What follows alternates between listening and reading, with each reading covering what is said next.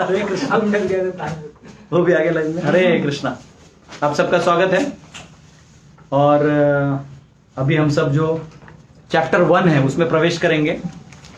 और chapter 1 start करने से पहले मुझे कुछ चीज़ें कल के सेशन से बतानी थी जो रह गया था, तो हम सब ट्राई करेंगे उसको समझने का। कल आपको जो बड़ा डायग्राम बना था उसका मैं भी एक छोटा डायग्राम बना रहा हूं। ईश्वर, जीव, प्रकृति, काल और कर्म, ये हमने कल डायग्राम बनाए थे, आपको याद होगा तो।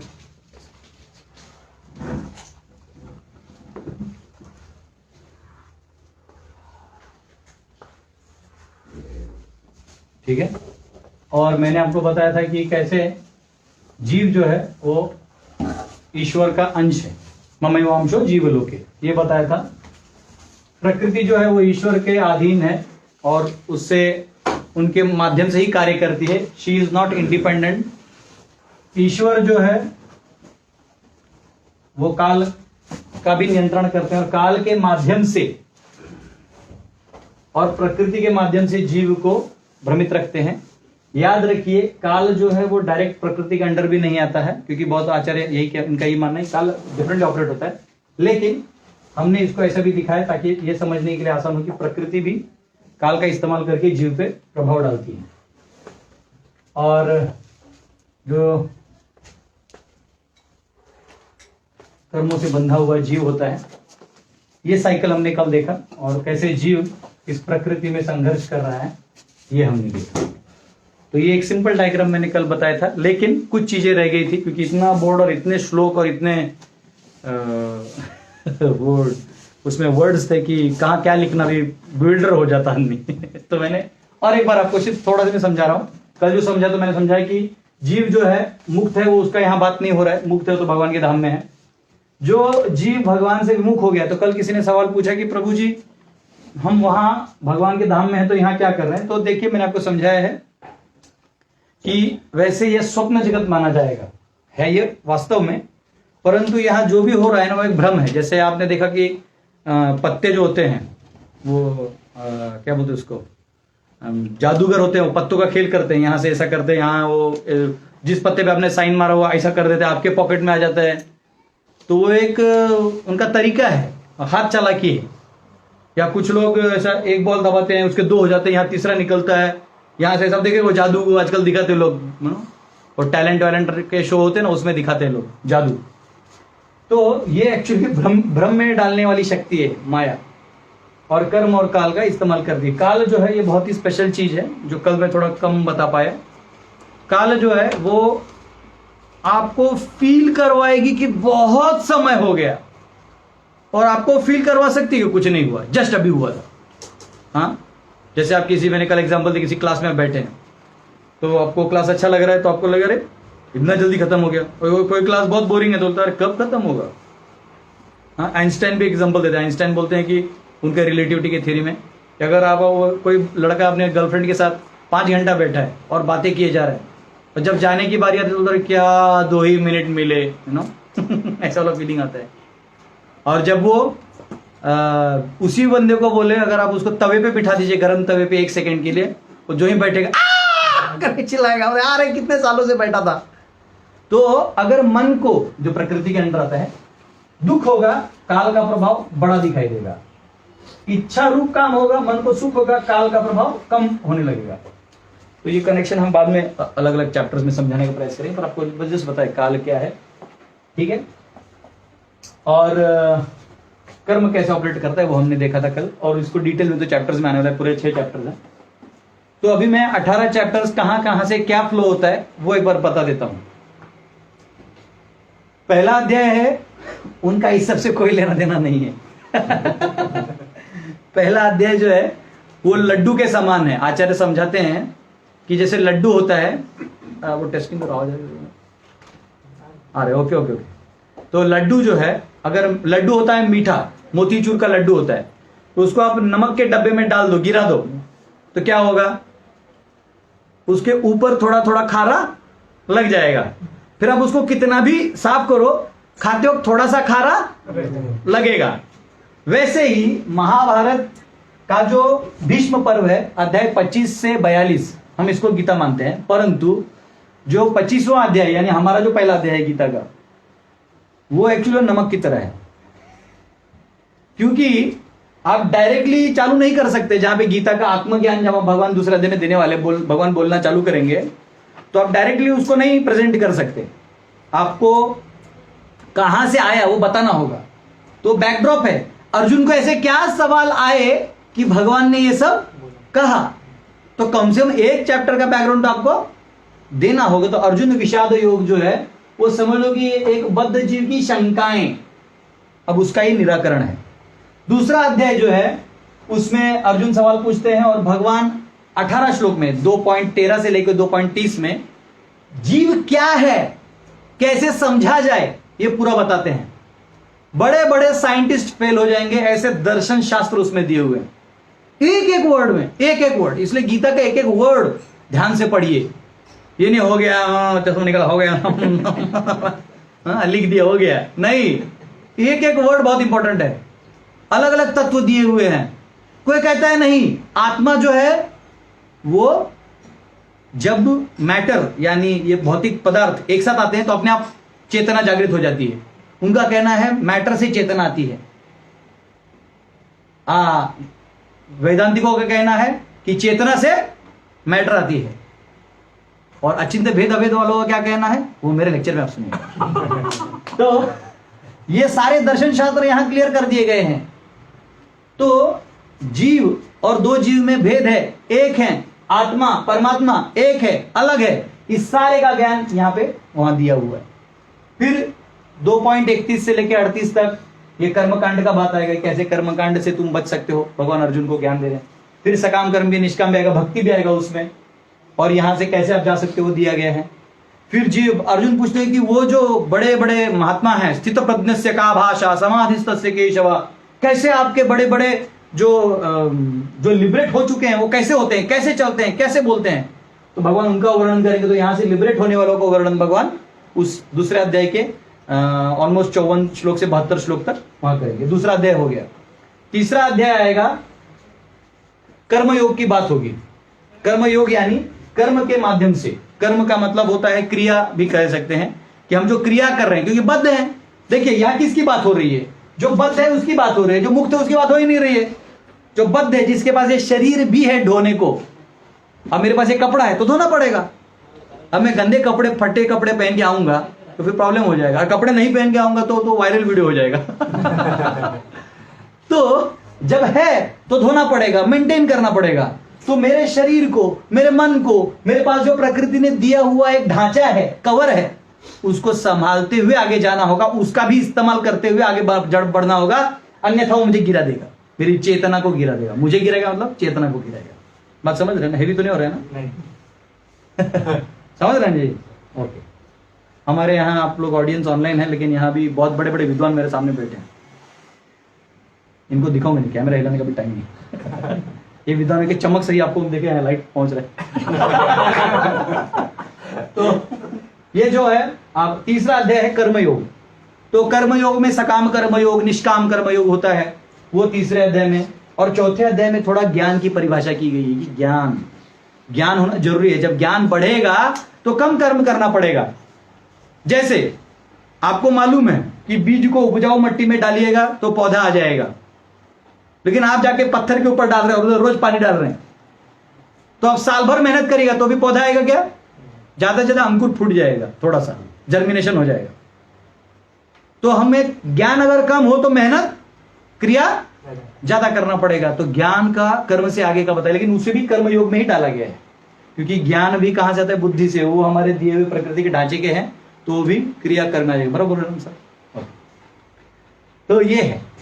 और वैसे ही ध्यान, फिर ये सारा जो 6 अध्याय हैं, 5-6 ध्यान योग भी, क्योंकि जो जिन दार्शनिकों का कहना होता है कि अब क्रियाओं को बंद कर दो और अपनी चेतना को अंदर करते हुए आत्मा से परमात्मा का दर्शन करो, उसको ध्यान योग कहते हैं। आजकल जो लोग योग करते हैं ऐसे ऐसे, वो पोस्चर बनाने के लिए, बॉडी को आकार बनाने के लिए उसका योग से कोई लेना देना नहीं है। ठीक है, लेकिन जो एक्चुअल योग है, आपको योगी मिलेंगे अगर आप हिमालय में जाएंगे तो बहुत सारे लोग मिलेंगे, वो ब्लिंक ऑफ आई में यहां से गायब होकर कहीं और जा सकते हैं, साइंस फेल है उनके सामने। तो ये जो 6 अध्याय है ये यहां आएगा, उसके बाद इसका और इसका कनेक्शन 6 अध्याय में आएगा। 7वें में भगवान अपने बारे में, अपने प्रकृति के संबंध के बारे में और जीव के बारे में बताएंगे। और इन जीव को कभी कभी ये अलग जीव यानी देवी देवताओं से भी शक्ति लेते हैं, तो उनको कौन देता है ये भी भगवान बताएंगे 7वें अध्याय में। फिर 8वें अध्याय में वो बताएंगे कि कौन से काल में क्या करने से और चेतना कहां लगाने से कौन मेरे पास आता है। 9वें अध्याय में पुनः ईश्वर, जीव और प्रकृति का संबंध जो 7वें में था, उसी प्रकार से 9वें में थोड़ा और गुह्य ज्ञान भगवान देंगे। और उधर थोड़ा सा भक्ति का बात ज्यादा कर रहे हैं, अपना और भक्त का संबंध के बारे में थोड़ा और मधुर बात बता रहे हैं। समोहम सर्वभूतेषु न मे द्वेषस्ति न प्रियः ये भजन्ति तु माम भक्त्या। सुबह का क्या हुआ? तो भगवान कह रहे हैं कि मैं तो सबके लिए इक्वल हूं, लेकिन क्या करूं अर्जुन, जो मेरा भक्ति करता है ना उसको थोड़ा एक्स्ट्रा फेवर कर देता हूं। ये स्टेटमेंट सिर्फ भगवान बोल सकते हैं। एट ए टाइम बोलना कि मैं सबके लिए एक हूं और फिर पीछे से तो ये भगवान ही कर सकते हैं। तो यहां पे वो 9वें अध्याय में बताएंगे। फिर 10वें अध्याय में भगवान अपने बारे में और विभूति के बारे में बताएंगे। ये सारा मेरे कंट्रोल में है और मैं कहां कहां हूं।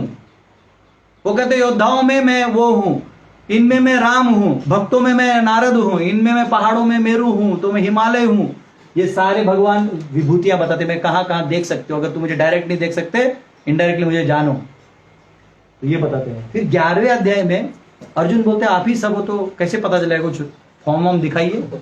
तो भगवान फिर पूरा ब्लास्ट मारते, धमाका मस्त पूरा इधर से इधर उधर। अर्जुन बोलता है प्रभु अरे आगे पीछे नीचे भी ऊपर सब जगह उनको अलग अलग मुख दिख रहे, कहीं आग निकल रहा है, कहीं दांत निकल रहा है, कहीं एकदम रुद्र रूप है, कहीं मीठा रूप है, कहीं ये रूप है वो रूप है।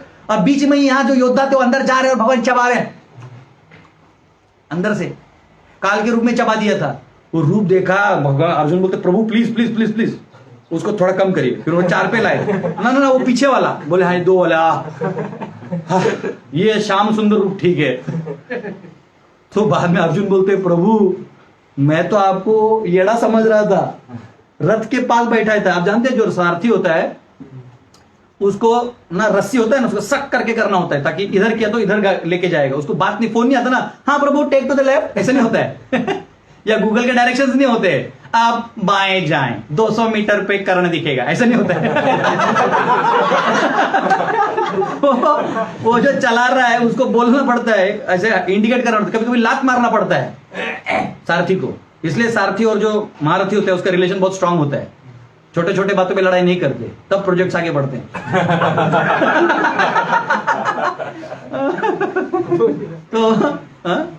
तो अर्जुन का सारथी कौन था? कृष्ण कौन थे? 11वें अध्याय में जब पता चला तो बोलते प्रभु मैं तो आपको यादव हे सखा ये करके पुकारता था, एक काम करिए आप ऊपर आइए मैं नीचे जाता हूं। बोलते ना निमित्त मात्र भव सव्य साची, अरे इनको तो काल रूप में मैंने मार दिया है, तुम केवल मेरा निमित्त बनो। भगवान को समझना इतना आसान नहीं है, बोलते बोलते रोंगटे खड़े हो गए मेरे। तो ये संबंध है, ये 11वें अध्याय में भगवान विश्व रूप बता देंगे। 12वें में फिर अर्जुन अब बड़ा रूप देख के बोलते हैं कि ये सही है कि तुम्हारा जो व्यक्तिगत सेवा है वो सही है, उसके बारे में भगवान आधे अध्याय में बताएंगे। फिर 13 से 20 श्लोक में भगवान बताएंगे कि कैसे मेरे भक्त हैं वो मुझे प्रिय हैं और मेरे भक्तों की क्या क्या गुण हैं वो बताएंगे। अद्वेष्टा सर्वभूतानां मैत्र करुण एवच निर्ममो निरहंकार सम दुख सुख क्षमी, वो कहते हैं ऐसे मेरे भक्त हैं, और ऐसे वो पूरा 6-7 श्लोक बताते हैं।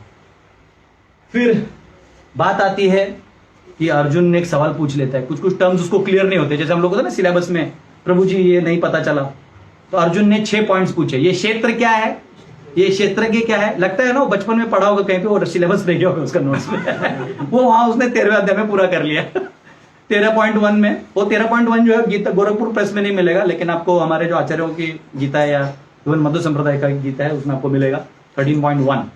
हाँ, क्षेत्र क्या है, क्षेत्रज्ञ क्या है, ज्ञान क्या है, ज्ञेय क्या है, प्रकृति क्या है, पुरुष क्या है, हम लोग को लगता है पुरुष यानी जिसको मूछ है, ना ना ना ना, ये अलग कंसेप्ट है। एक स्त्री भी पुरुष हो सकती है, अगर वो कंट्रोलर है तो पुरुष हो जाएगी, अगर वो कंट्रोल्ड है तो प्रकृति हो जाएगी। वो नहीं, तो साइंस तब पढ़ाया जाएगा। तो पूरा ज्ञान प्रकृति, ईश्वर और जीव का गाढ़ा तत्व ज्ञान 13वें अध्याय में है। वैसा नॉलेज क्रीमी नॉलेज है। उसके बाद 14वें अध्याय में जो गुण है, प्रकृति के 3 गुण है, तमोगुण, रजोगुण, सत्वगुण, इनके बारे में वर्णन है। वही गुणों का वर्णन 17वें अध्याय में भी है और 18 के 45वें श्लोक तक भी है। और 16वें अध्याय में ये जो जीव के सुर असुर प्रकार के लोग हैं, अभयम, सत्व, संशुद्धि, ज्ञान, योग, व्यवस्थिति, दानम, तमश्च, यज्ञश्च, स्वाध्याय, तपार्जवम, अलग अलग प्रकार के जो जीव हैं उनका वर्णन वहां पे हुआ है। भगवान बोलते हैं जो आसुर ऋषि योनिषु, जो नहीं तमोगुण में ही रहना चाहता है, मैं फेंक देता हूं तो जा नीचे वाले में, और जो सुधरना चाहता है फिर मैं उसको आगे कर सकता हूं। I am neutral. आप अपनी इच्छा से आओ जो करने, आप you are responsible for your activities, आप जिम्मेदार हो। तो वो भगवान यहाँ पे 16 अध्याय होते थे। 17 हो गया, 18 का आधा हो गया। 18 के आधे में फिर भगवान बोलते हैं अभी बेटा सब बता दिया, आप क्या चाहिए। अर्जुन बोलते हैं, ऐसा आचार्य टीका में लिखते हैं कि अर्जुन एक्चुअल थोड़ा सा टेंशन में रहते हैं। वो सोचते हैं यार पहले चैप्टर तक ही ठीक था ये बीच में 18 चैप्टर बोल के मैं और कंफ्यूज हो गया हूं। जब मैं भक्ति शास्त्री कर रहा था, पढ़ाई करता हूं, हमारे बैच में एक लड़का था, वो खाने पीने में ज्यादा इंटरेस्ट रखता था। तो दूसरे अध्याय में हमारे शिक्षक ने एक सवाल पूछा, तो वो ऐसे हिल गया, बोलते प्रभु जी जब दूसरे अध्याय में इतना कंफ्यूजन हो रहा है मुझे, तो ये 18 में क्या होगा तो अर्जुन का भी वो हो गया कि अब निर्णय क्या करना है। तब भगवान बोले रुको, अब मैं आखिरी में बता रहा हूं। वो बोलते हैं सर्वधर्मान परित्यज्य माम एकम शरणम व्रज अहम त्वाम सर्व पापेभ्यो मोक्षयिष्यामि मा शुचः। अर्जुन तुम चिंता मत करो, सब मुझ पे छोड़ दो, क्योंकि आखिरी में तुम मेरे हो और मैं तुम्हारा हूं। अब तेरा प्रॉब्लम मेरा प्रॉब्लम। तो भगवान बोले बस तू शरणागत हो जा, क्योंकि वो तेरे पास है। तू शरणागत नहीं होगा तो वो अधिकार मैं ले नहीं पाऊंगा। बात समझिए। कई दार्शनिक ये कहते हैं सब भगवान ही करते हैं। ना ना ना ना ना, भगवान सब कर सकते हैं, कर भी देते हैं जितना उनको ऑपरेटिंग सिस्टम वो चलाते हैं। लेकिन फेसबुक में फ्रेंड रिक्वेस्ट आपको एक्सेप्ट करना है एक्सेप्ट नहीं करिएगा तो प्रॉब्लम हो जाएगा। नंबर सेव नहीं करिएगा तो ब्रॉडकास्ट मैसेज नहीं जाएंगे तो वो आपको करना है। इसको बोलते हैं रेसिप्रोकेशन, सरेंडर। फिर भगवान कहते बाकी मैं देख लूंगा। तब अर्जुन कहते हैं नष्टो मोहो स्मृतिर्लब्धा क्या तत्प्रसादात नहीं आता है।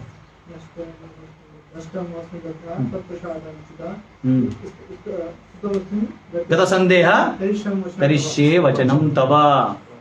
कितना श्लोक है हम ऑनलाइन बता देंगे। श्लोक नंबर 1873 18वें अध्याय का 73वां श्लोक में अर्जुन बोलते हैं प्रभु 2.7 में दंडोत मारते हैं गुरु जी को, और 18.17 में उठ के बोलते हैं अब बोलिए क्या आ गया है। भगवान बोलते युद्ध लोग बोलते गीता इज फॉर पीस। नहीं, Gita is to make people rest in peace Gita is to make the demons rest in peace. असुरी लोगों का नाश करना भी धार्मिक लोगों का काम है। ये नहीं चंदन टीका लगा के हरि बोल हरे कृष्णा, दुनिया गई खड्डे में, हम हमारा प्रसाद और हम ये मैं है, ये मेरा प्रसाद है, मेरी पावरी हो रही है ऐसे नहीं चलेगा। भक्त हैं तो आपको भगवान का काम भी तो करना होगा। धर्म संस्थापनार्थाय भगवान जिस काम के लिए आते हैं उनका काम आगे बढ़ो। अभी तो चैतन्य महाप्रभु अवतरित हुए, संकीर्तन करने को कहा है सबको। कुछ नहीं करना है, गीता भागवत पढ़ना है, पढ़ाना है, संकीर्तन करना है, प्रसाद खाना है, खिलाना है, सबको पवित्र कर दो बस। गौशाला बांधना है, गुरुकुल बनाना है, सबको विद्या दे दो, अज्ञान दूर, खेल खत्म। जैसे लोग अंधेरे में पाप करते हैं, लाइट चला गया तो सबको छुपा के खाता है। जैसे स्कूल में बच्चे नहीं होते, वो क्या करते हैं लास्ट टेबल पे बैठते हैं और अंदर से हाथ डाल के मैडम का हाँ और ये काम वो फर्स्ट टेबल पे नहीं कर सकता, उसको पीछे जाना पड़ेगा। वैसे ही संसार में पापी लोग क्या करते हैं ना, और अज्ञान को बढ़ाते रहते हैं। टीवी लगा देंगे, इधर कोरोना से लोग मर रहे हैं, आईपीएल लगा देंगे। नहीं, देखिए आप, बहुत जरूरी है ताकि मरने वालों का डर आप पे कम हो, हम मारते रहे यहाँ पे तो जब लाइट लग जाएगा तो फिर सब चुपचाप अपने एक्टिंग करते हैं, हाँ हम बहुत अच्छे तो ज्ञान का लाइट जब तक नहीं लगाएंगे, संकीर्तन का नहीं लगाएंगे, सबके प्रेम, हृदय में जो प्रेम है भगवान के प्रति वो नहीं जगाएंगे, तब तक ये सब क्या है, व्यर्थ है। तो हमें भी वही कार्य करना है। तो ये हुआ। अब और एक पॉइंट नोट डाउन कर लीजिए कि ईश्वर, जीव, प्रकृति और काल ये शाश्वत है, कर्म शाश्वत नहीं है। जी सर, मेरा वेरिफिकेशन पॉइंट हुआ, वो टिक रहता है ना ब्लू वाला। तो ये 4 हैं। क्यों? भगवान कभी खत्म होने वाले हैं? जीव न हन्यते हन्यमाने शरीर, नैनम छिद्दन्ति शस्त्राणि नैनम दहति पावकः न चैनम क्लेदयन्त्यापो न शोषयति मारुतः। न जीव को कोई जला सकता है, न गीला कर सकता है, न काट सकता है, ये शाश्वत है। प्रकृति अपने आप में शाश्वत है, आपको जो मिली है वो गिर जाएगी लेकिन रहेगी यहीं पे। ये भगवान का क्रिएशन है। जैसे जेल होता है ना, तो जेल हमेशा रहता है, चाहे वो खाली रहे, भरा रहे, डबल भरा रहे, आंदोलन से भरा रहे, लेकिन जेल सुधारने के लिए होता है। डंडा कहां गिरता है? जेल में। तो ये आप प्रकृति का स्वीकार करेंगे तो आपको डंडा गिरना है। और इसलिए जब आपको डंडा गिरेगा तो मत बोले प्रभु हम इतने अच्छे थे, हमारे साथ बुरा क्यों हुआ? अगर तू अच्छा था तो इधर क्या कर रहा है?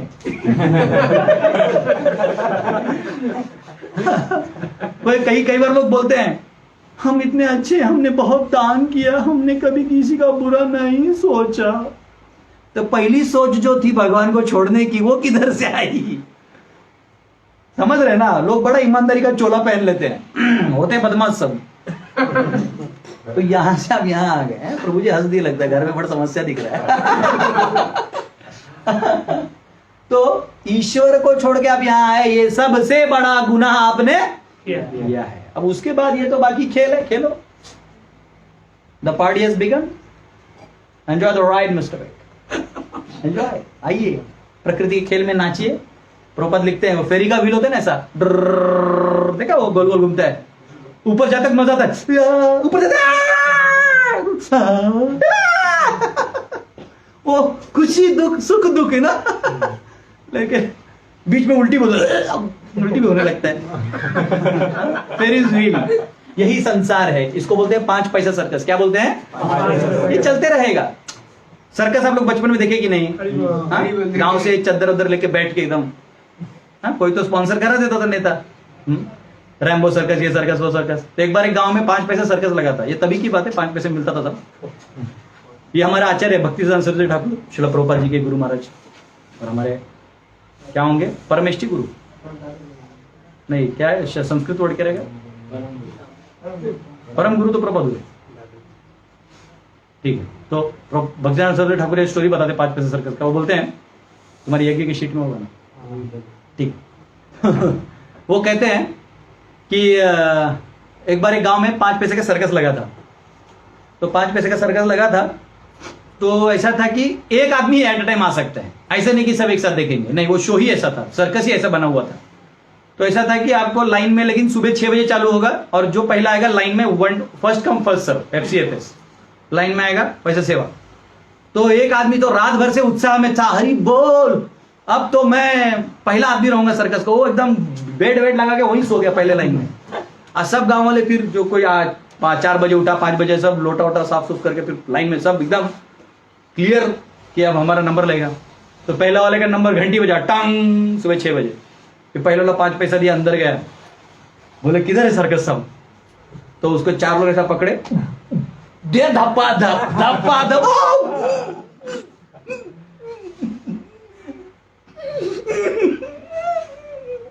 फिर उसको बोला आप चिल्लाने का नहीं, और मारेंगे। क्यों मारा? मैं पैसा दिया था। बोलते नहीं, यही सर्कस है। अब तेरे पास एक ऑप्शन है, तू बाहर जाते जाते चिल्ला के बोल सकता है कि ये लोग फ्रॉड हैं, मत जाइए। फिर जिंदगी भर इतने सब लोग तेरे को अकेले को हंसेंगे कि तू अकेला ही मार खाया था। और नहीं तो बाहर जाके एकदम टकाटक मेकअप वेकअप करके जा और बोल बहुत अच्छा है, सबको मार खाने के। तो बोलते नहीं, सेकंड वाला ऑप्शन अच्छा है। पहले बार में जिंदगी में हर बार मेरे को बोलते रहेंगे लोग। तो एकदम कपड़ा वपड़ा ठीक किया सब, और थोड़ा अपना, और बाहर आया, ऐसे लोग बोले भैया कैसे? अरे बड़ बढ़िया, जाइए एक एक करके। ठीक है। और ये बाहर खड़ा था, अंधे। दूसरा बाहर आया ऐसा, इसको देख रहा है ऐसा, कि तूने बताया क्यों नहीं, लेकिन वो बोलेगा कैसे, क्योंकि ये लोग फिर इसको हंसेंगे। तो दूसरा बोला भैया कैसा लगा, बड़ बढ़िया, आप भी जाइए। फिर पता चला पूरा गांव बाहर मार खा के आया और सब एक दूसरे को देख रहे। यही प्रकृति है, मार सब खा रहे हैं लेकिन कबूल कोई नहीं कर रहा। कोई नहीं करेगा। क्या आप दुखी है? No we are fine, you say things are fine, या I'm not feeling well, but who gonna say this? क्या I'm good? फेसबुक में सेल्फी में और अंदर में बाहर से ऐसा, अंदर से ऐसा। बस यही खेल है भैया, यही ये खेल है। तो ये चार चीजें शाश्वत है, प्रकृति शाश्वत है। काल जो है डायरेक्ट भगवान के अधीन है। तो काल दो पार्ट में होता है, इधर जो होता है और उधर होता है। उधर काल का इफेक्ट जीरो होता है, इधर काल का इफेक्ट मैटर पे जाता है। तो इसको बोल, इसलिए काल भी जो है शाश्वत है, ये हमेशा रहता है। कर्म जो है वो आप करते हैं, आपके जाने के बाद वो साफ हो जाता है। ठीक है, तो इसलिए ये जो है it is not considered eternal. आपके साथ थोड़ी देर के लिए रहता है, खत्म। तो ये पॉइंट है, और भी कुछ पॉइंट्स हैं। मुझे तो डाउट है कि आज पहला आगे चलोगे। पर ये जरूरी था, कल का रह गया था। उसके बाद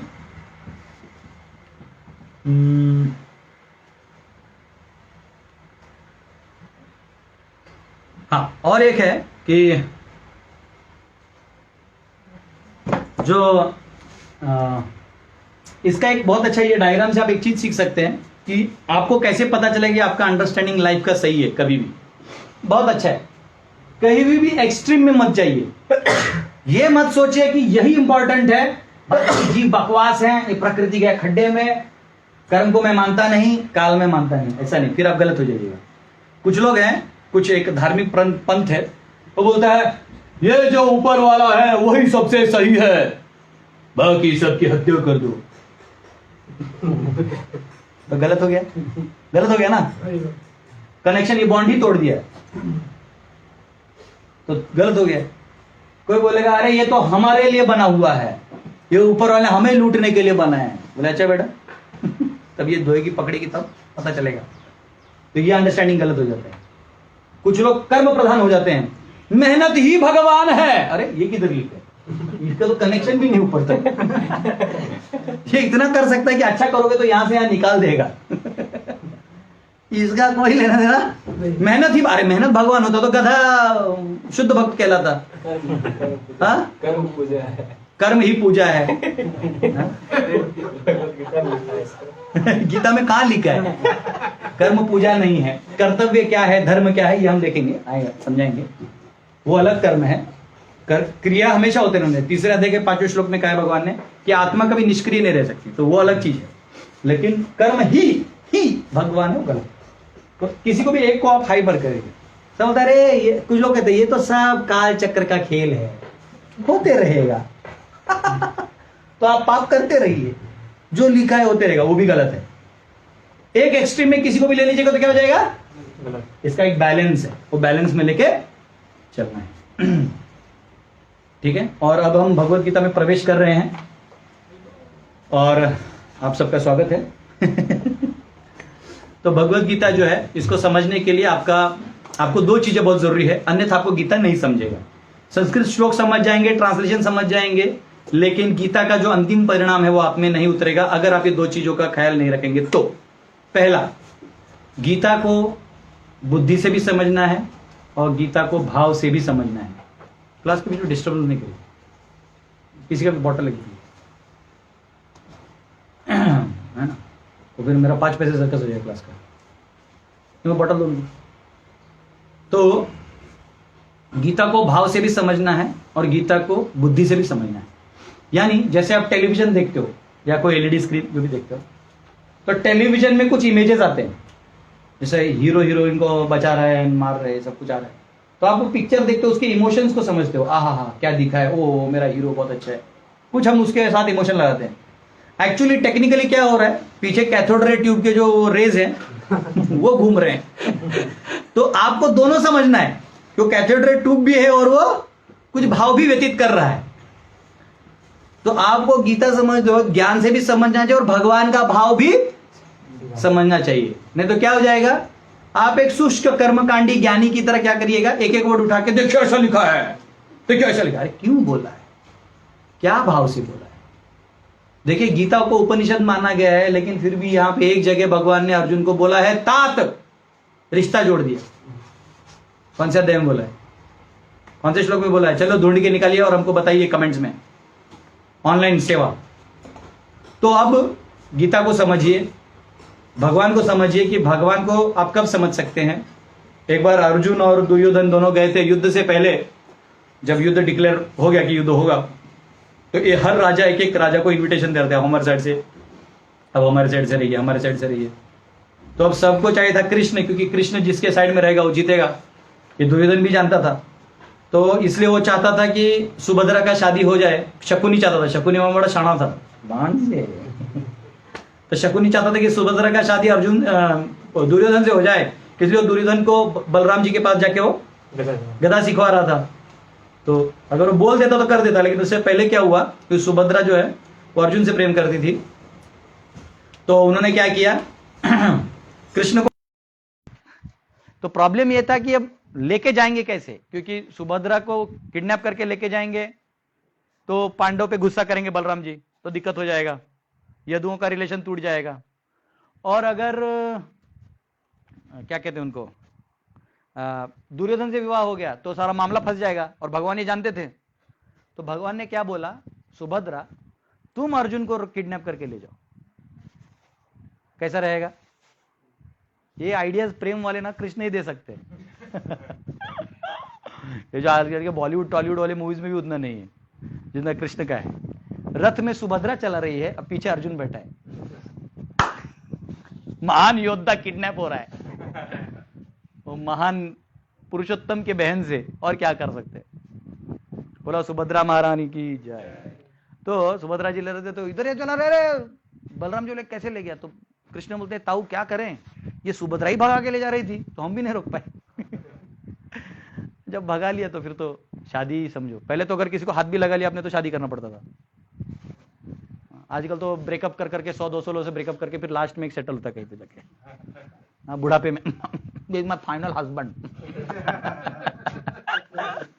पहले ना नहीं देखते थे लड़का लड़की को, क्योंकि वो देख लिया तो आंखों से ही, नजर से प्रेम हो जाता, ट्रांसफर, टिंग आई लव यू। ओहो, आजकल चिल्ला चिल्ला बोलता आई लव यू, फिर भी बोलता हट।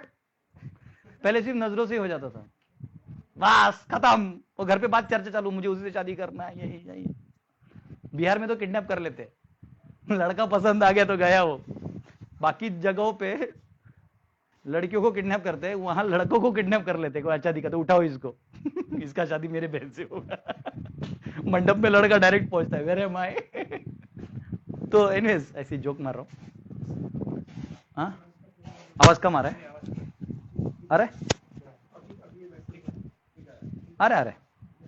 कोई दिक्कत नहीं, ठीक है।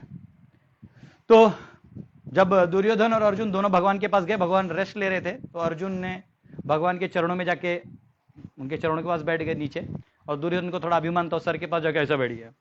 भगवान जब आंख खोले तो पहला अर्जुन दिखे, तो भगवान ने बोला क्या क्या कर सकते हैं? तो बोले कि ऐसा युद्ध है। दुर्योधन बोला तो हम चाहते थे, बोले देखो ऐसा है कि अर्जुन पहले आया है और अर्जुन छोटा भी है तुमसे, तो अर्जुन को पहला मौका मिलना चाहिए। और ऐसा है कि मेरे पास देने के लिए ज्यादा कुछ है नहीं, क्योंकि मैं युद्ध नहीं करूंगा, मैं अस्त्र शस्त्र नहीं उठाऊंगा, तो मैं जो तो और मैं एक जगह, और मेरी पूरी एक अक्षयोनी सेना, नारायणी सेना, वो एक जगह। तो या तो आप नारायणी सेना ले सकते हो या मुझे ले सकते हो, जो मैं कुछ करने वाला नहीं हूं, मैं कुछ भी नहीं करूंगा, सिर्फ रथ पे बैठ के रह सकता हूं ज्यादा। तो आदमी क्या सोचता है, ही इज नॉट प्रोडक्टिव, ये प्रोडक्टिव नहीं, इसको छोड़ दो। लेकिन लोग ये जानते नहीं थे वो कौन है, वो एक्चुअल प्रोडक्शन हाउस है। तो दुर्योधन बोला कि अरे अर्जुन को नंबर मिला, ये कहीं पांडव से, सॉरी नारायणी सेना ना मांग ले और मेरा बर्बाद हो जाएगा सब प्लान। तो अर्जुन ने किंचित भी नहीं सोचा और सीधा बोल दिया है, मुझे कौन चाहिए? प्रभु आप चाहिए। अर्जुन सोच लो, सोचने का क्या है, मुझे आप चाहिए, बस बाकी छोड़ दो, खड़े हो। तो दुर्योधन बोला क्या करें, देखिए अब जब नारायणी सेना मेरे नसीब में लिखा है तो ले लेते। आज के चैप्टर में आएगा दुर्योधन का डिप्लोमेसी। आप सबको मिला होगा व्हाट्सएप में, मिला आप लोगों को व्हाट्सएप में वो फर्स्ट अध्याय का ब्रेकअप?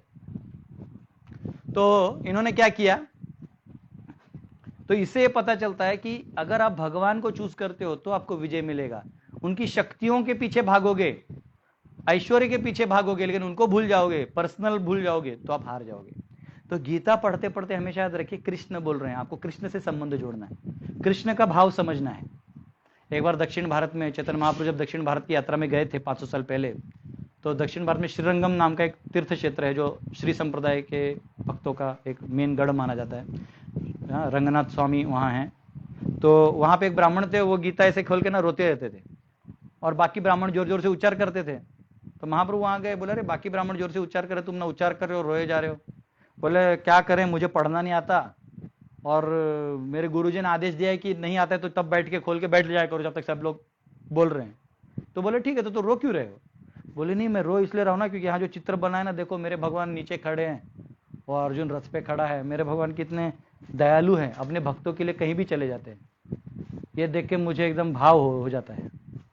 तो चैतन्य महाप्रभु ने बोला कि असली गीता तुम्हें समझा है, बाकी तो रट रहे हैं हो गया, लेकिन असली भाव किसको समझा? तुम्हें समझा। तो हमें ज्ञान के साथ साथ भाव का भी सेक्शन चालू रखना है, ठीक है? सिर्फ तर्क नहीं लेना है, अंदर से भाव भी रखना है, तब हम गीता समझ पाएंगे। Thank you very much. अब हम पहले 18 अध्याय का ब्रेकअप करेंगे। अध्याय 1 से 6 जो है वो कर्मयोग माना जाता है, ठीक है? क्यों, कैसे, मैं भी बताऊंगा आपको। 7 से 12 जो है वो भक्ति योग माना जाता है।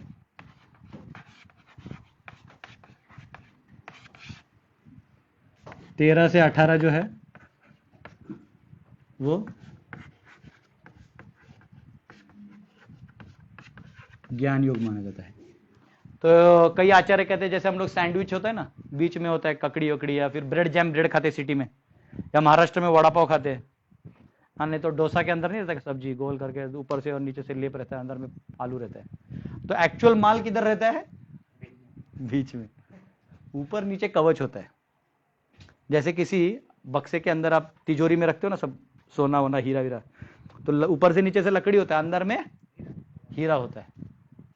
तो ये जो कर्मयोग है, इसको कर्मयोग, इसके पहले 6ठे अध्याय का टाइटल क्या है? ध्यान योग। तो ध्यान योग को कर्मयोग में क्यों डाला गया है बताइए? चलिए फटाफट खत्म करिए इसको, मेरे को आज का पहला चैप्टर चालू करना है। एक गिलास पानी भी ला के रख दो, ग्लास में रखो। हरे कृष्णा, जल्दी बताइए, जल्दी बताइए। ध्यान योग है तो उसको कर्मयोग में क्यों डाला गया है?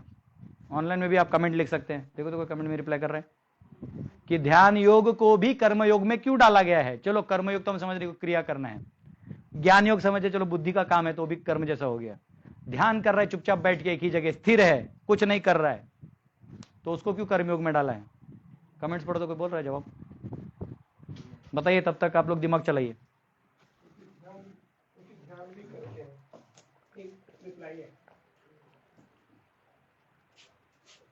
ध्यान भी एक कर्म ही है।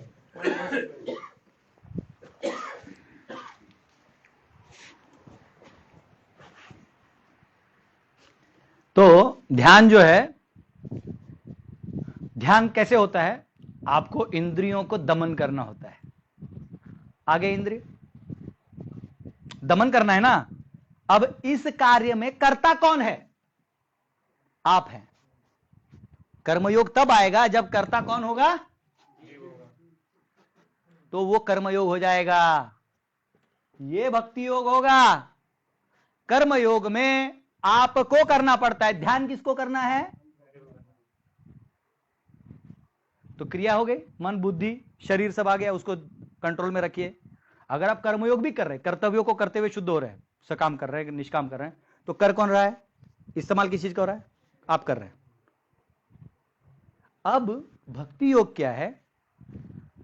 इसमें कर्ता आप नहीं है, आपकी इच्छा है, और आप निर्भर किस पे हो जाते हैं? आप निर्भर किस पे हो जाते हैं? होगा वही। बात समझो, जैसे मैं ये किताब उठा रहा हूं तो मैं ही उठा रहा हूं, लेकिन मेरी चेतना क्या है? मैं जानता हूं कि भगवत कृपा से मैं उठा पा रहा हूं। आप बात समझे? अन्य में क्या है कि वो अचीव में लगा हुआ है कि मैं प्रभु का दर्शन करूंगा। ध्यान दो, मैं उधर थोड़ा ज्यादा है, थोड़ा सा। पापी लोगों का छोड़ दो, उनका बात नहीं हो रहा है, यहां जो अंदर आए हैं आध्यात्म में उनकी बात हो रही है। मैं आ जाता है यहां पे, मैं किसी से पैसा नहीं लेता, मैं निष्काम हूं। मैं भक्त क्या बोलता है? देगा भगवान की सेवा में, नहीं देगा तू भी भगवान की सेवा में। चल, कोई टेंशन नहीं। समझ रहे हो? तो जैसे उदाहरण आता है, जो बंदर होता है उसका बच्चा क्या करता है? बंदर को पकड़ के रहता है। तो किसको पकड़ के रहना पड़ता है? बच्चे को। आप बिल्ली जो होती है वो अपने इंग्लिश में किटन बोलते हैं, छोटे बिल्ली को क्या बोलेंगे हम लोग? अरे हिंदी में क्या बोलेंगे? माजल, मार्जर। मराठी में मांजर बोलते, आप मार्जर बोलते। तो वो उसको मुंह में लेता है। तो ये हो गया ईश्वर की कृपा, और ये हो गया प्रभु। मैं आपको पकड़ के रखूंगा। अब भगवान बोलते मेरे को क्या मतलब है पकड़, तुम्हें मैं तो तेरा ही हूं। तो बोलता रही तो बहुत ही टेंशन दे रहा है। आप जानते हैं ना, लक्ष्मी जी नारायण का पांव दबाती है, वो इतना देर क्यों पांव दबाती है? जनरली घर गांव में कितनी भी लॉयल पत्नी हो, 10 मिनट 20 मिनट, बहुत ज्यादा दर्द हो रहा तो आधा 1 घंटा कर देगी। मैंने भक्त बुढ़वा ऐसे होता है। लेकिन लक्ष्मी जी आनंदी काल से पांव दबा रही है, क्यों? हाँ, वो भगवान को पूछते रहती है आज क्यों स्माइल कर रहे हैं? बोलते अरे वो जो भक्त है ना उसको मैंने डिवोटी बना दिया। और फिर आज क्यों हंस रहे? बोले वो गदाधर लेक्चर में कुछ भी बोलता है। और फिर भी मैं लोगों को प्रेरणा देके भक्त बना देता हूं, बेचारा कुछ बोलते रहते हैं ऑनलाइन में। तो ये क्या है? ईश्वर प्रणीत क्या हो जाएगा? इधर आ जाएगा। समझ रहे हैं? और यहां क्या हो जाएगा? ईश्वर है, कोई कट नहीं रहा। याद रखो, जैसे आप सब्जी बनाते हो तो देखिए आप सब लोग कुक हो, मैं सबका खा चुका हूं, मैं जानता हूं किसका खाना है नहीं खाना, समझ में आ गया। तो कोई क्या करता है? कोई लाल पाउडर मिर्ची ज्यादा डालते हैं सब्जी में, देखा है? सब हल्दी डालते कि नहीं? नमक सब लोग डालते हैं, सब्जी को सब लोग उबालते हैं नहीं तो फ्राई करते हैं, तेल सब लोग यूज करते हैं, राई जीरा गरम मसाला सब्जी मसाला सब यूज करते हैं। अब होता टेस्ट अलग क्यों आता है मैं बताता हूं। चेतना प्रैक्टिस ये सब छोड़ दीजिए, मसाले का ही टेस्ट अलग क्यों आता है? तो कोई हल्दी ज्यादा डालते है, उसका देखना पीला पीला पीला होगा सब्जी, ऐसा उंगली डालोगे ना पूरा पीला पीला हो जाता है। कोई ना हल्का पीला डालता है, लाल एकदम भड़कता है, तेल पे ऐसा तरंग रहा होता है। हल्दी उसने भी डाला होता है, लेकिन कितना? तो सब्जी वही है, मेन आइटम अंदर में वही है, आलू गोभी या जो भी सब्जी आपने डाला है, बस ऊपर का जो आपने डाला है वो हर एक का अलग है। तो सेम चीज यहां है, अलग अलग। और ज्ञान योग क्यों कहा गया है 13 से 18 को? पूरा थियरी A to Z, प्रकृति का ज्ञान, ये जीव का जो और ये सब संबंध का पूरा ज्ञान टेक्निकल, हाँ ये सारा इसमें दिया हुआ है। तो इसलिए ये तीनों का ऐसा बाइफर्केशन है। हरे कृष्णा। तो आज हम लोग अभी थोड़ा आपको बैकग्राउंड दे देंगे कि कुछ चीजें हैं, अभी मेरे को तो लग रहा है वो बताने जाऊंगा तो मेरा लेक्चर ही नहीं खत्म होगा और मैं फर्स्ट लेक्चर इसमें एंट्री नहीं मार पाऊंगा। ठीक है, फिर भी मैं आपको एक थोड़ा सा बता ही देता, इतना नोट्स बनाए तो ये है, मैं आपको भेजवा दूंगा। ये सारे सिम्टम्स हैं कि युद्ध से पहले क्या क्या हुआ। उससे पहले हम एक डायग्राम बना देंगे। मैं ये दोनों पूछ रहा हूं, इसको रन देता हूं। ये जो अभी मैंने डायग्राम बनाया, इसको हमेशा पूरे 18 अध्याय खत्म होने तक सामने रखिएगा। कौन सा श्लोक कहां कहा गया मैं हर बार याद दिलाऊंगा। ठीक है, इतना डायग्राम बना दिया, 18 चैप्टर्स ओवर। किधर भी जाइए बड़े से बड़े सेमिनार में, अभी भी मुझे एक फोन आया एक स्टूडेंट का, उसको इंटरनेशनल अवार्ड मिला हुआ है योगा में। वो बोलता है प्रभु जी मेरा एग्जाम था और एक बड़े लेवल का, आपका डायग्राम बना दिया, वो लोग मुझे फोन पे फोन कर रहे हैं, दिस इज ऑसम। मैंने बोला डोनेशन भेज देना। तो अब हम सब एक चार्ट बनाएंगे जो आप बना सकते हैं। ये है भगवत गीता।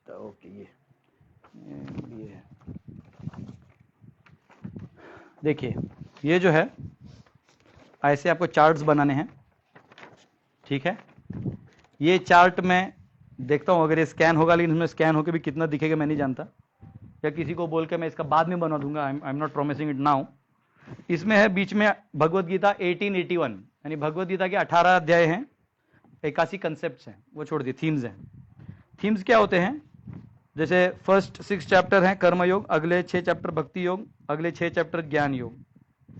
अब इनका ब्रेकअप देखिए, वो उसमें है लेकिन तोड़ तोड़ के इधर दिया हुआ है। जैसे पहले 6 चैप्टर का ब्रेकअप है, देखिए कर्म योग, पहला अध्याय 46 श्लोक, उसमें 4 टुकड़े हैं, 1 2 3 4, जो आज हम देखने वाले हैं।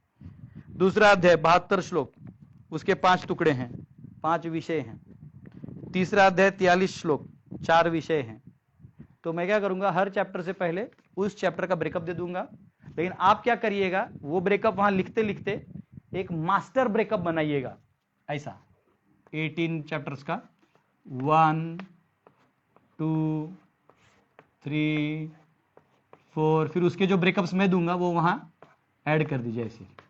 तो आपके पास एक बड़ा शीट होना चाहिए, मास्टर ब्रेकअप, ठीक है। ये ऐसा है, ये भी है, भक्ति योग और ज्ञान योग का भी है।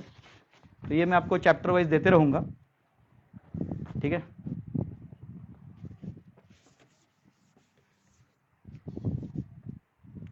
पहला अध्याय ऐसा लिखना होता है, 1:46। आप लोगों को वो पोस्टर मिला आपको आगे, ब्रॉडकास्ट से आगे? तो आप सबको ब्रॉडकास्ट से वो आज का पोस्टर आया होगा। तो पहला अध्याय है युद्ध की तैयारी है, ठीक है।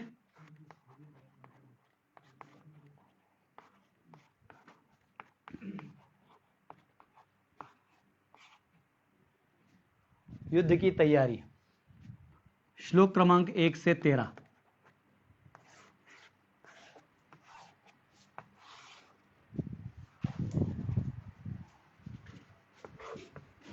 फिर विजय यानी विक्ट्री के चिन्ह, क्योंकि कौन जीतने वाला है इसका क्लियरेंस वहीं हो गया था, ये 14 से 20 श्लोक में आएगा।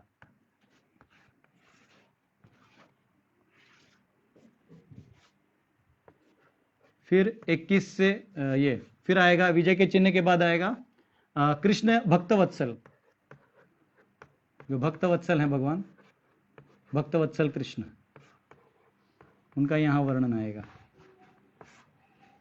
ये आएगा 21 से 27, ठीक है। और चौथे में आएगा अर्जुन की शंकाएं।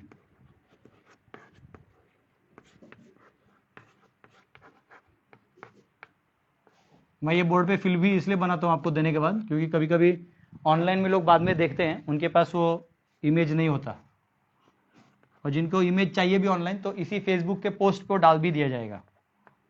28 to 46। तो ये हो गया 46 का ब्रेकअप। तो कैसे होता है कि कलिंगड़ बोलते ना, बड़ा तरबूज, उसका डायरेक्ट नहीं खा सकते, तोड़ तोड़ के आराम से पूरा खा सकते हैं। तो 18 अध्याय एक साथ समझने से अच्छा है हर एक अध्याय को लो, फिर उसके अंदर अंदर सेक्शंस हैं उनको समझो, पूरा 18 अध्याय एक साथ आपको समझ में आ जाएगा। तो ये लिख लीजिए एक बार, सब लोग नोट डाउन कर लीजिए।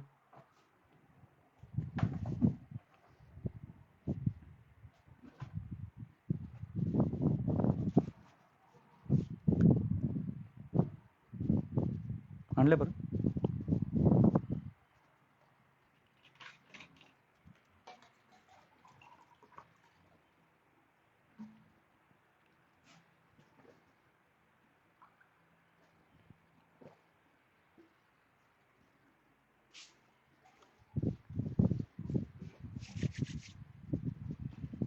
तो अभी संजय को दिव्य दृष्टि दिया गया है। हम लोग पहले अध्याय में प्रवेश कर रहे हैं।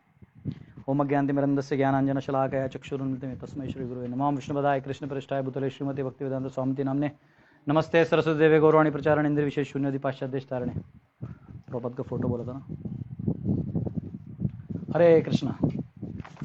तो जस्ट स्टार्ट करने से पहले, ये फर्स्ट चैप्टर में जाने से पहले, उसके पहले भी जो थोड़ा एपिसोड है, कि धृतराष्ट्र ने व्यास को बुलाया और बोला ये क्या होने वाला है, क्योंकि वो त्रिकालदर्शी हैं। तो उनको पूछा, तो धृतराष्ट्र ने बोला कि मैं आपको चाहिए तो दिव्य दृष्टि देता हूं, आप देख सकते। बोले नहीं नहीं नहीं, तुम मेरे को बताओ। तो बोले ठीक है, संजय मेरा शिष्य है, वो आपको बताएगा।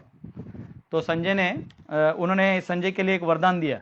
ये आपको महाभारत के जम्बूद्वीप खंड में, भीष्म पर्व के जम्बूद्वीप खंड में आता है, दूसरे अध्याय का 11वां श्लोक। हाँ, वो आपको बचा तो मैं बाद में भेज दूंगा इमेज। प्रकाशम वा दिवी वा यदि वा निशि मनसा चिंतितम अपि सर्वम वेत्स्यति संजयः। एनी इंफॉर्मेशन वेदर मैनिफेस्ट और अनमैनिफेस्ट हैपनिंग इन डे और night and even if thought in mind, Sanjay will understand all. Sanjay जो है वो दिन में होने वाले काम, रात में होने वाले, दिखने वाले नहीं दिखने वाले, और जो मन में भी कोई सोच रहा है, इन्होंने क्या कहा, वो संजय आपको उसको शक्ति दे दिया। तो ये इससे प्रूव होता है कि इतना हाई क्लास टेक्नोलॉजी तभी भी था, ये नहीं कि आज ही सब आया है। हाँ, क्योंकि भगवान गीता में बोलते हैं ना, न पाव कहा, यानी इलेक्ट्रिसिटी मेरे वहां नहीं है, इन द सेंस मेरे वहां से सब इच्छा से सब चलता है। यहाँ इलेक्ट्रिसिटी मतलब इसका मतलब वो तभी भी इलेक्ट्रिसिटी था। ऐसे कहते हैं मई दानव का जो था ना एरिया, वो इलेक्ट्रिसिटी वाला था, वो न्यूयॉर्क था शायद। लोकेशन चेक करना पड़ेगा, वर्ल्ड ट्रेड सेंटर वहीं रहेगा पहले से। अब मैं आपको कुछ चीजें इसलिए पढ़ा रहा हूं कि महाभारत का एक बैकग्राउंड समझना चाहिए। कई बार लोग समझते हैं कि ये मतलब ट्रेडिशनल है, रिमोट है, उनको कोई अकल नहीं था, कोई स्टोरी लिख दिया। ना ना ना, ये सिर्फ डिस्क्रिप्शन पढ़ेंगे तो आपको समझ में आएगा। वो इतने पावरफुल लोग थे कि बर्ड्स और नेचर को देख के सब समझ जाते थे कि क्या होने वाला है। आजकल हमको न्यूज देखना पड़ता है ना, और न्यूज में भी वो झूठ बोलता है। आज यहाँ बमबारी हुई, हाँ, पाकिस्तान बोलते हैं हमने इंडिया पे बमबारी किया, इंडिया बोलते हैं हमने बमबारी किया, किसी को पता नहीं है किसने किस पे किया। ठीक है, अब वो देखिए क्या कहते हैं। और इतना भी कहा है कि जो संजय देखेगा उसको कोई ऑब्स्ट्रक्ट नहीं कर पाएगा। ये इलेक्ट्रोमैग्नेटिक वेव्स और आपके हमारे मोबाइल के जो फ्रीक्वेंसी वेव्स होते हैं, इनको भी आप ऑब्स्ट्रक्ट कर सकते हो, डाइवर्ट कर सकते हो। हाँ, लेकिन ये जो वेव्स है ऐसे थे, इसको आप ऑब्स्ट्रक्ट भी नहीं कर सकते। ऐसा वरदान व्यास ने, सिर्फ वरदान से हो जाता था। इधर तो एपरेटस लगाना पड़ता है तब होता है, पावरफुल। अब देखिए, तो उन्होंने कहा, धृतराष्ट्र ने बोला आप क्या देख रहे हो, आप क्या क्या आपको दिख रहा है आगे। त्रिकालदर्शी थे ना व्यास।